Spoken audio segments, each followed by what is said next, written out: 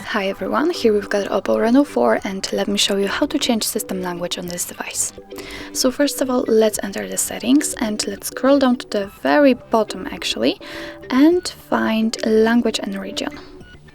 Now let's tap on the language right here, and as you can see here we've got the full list of available languages from which we can choose. So let me pick something, for example maybe French. Let's tap on the one you want to use and tap on Done. Now you can decide if you want to change to French, so let me tap on this. If you've got a pattern or a pen, then enter it to confirm the whole step. And as you can see, the language has been changed immediately to the chosen one. So now let me pick the English again. Let's find it. Click on Done.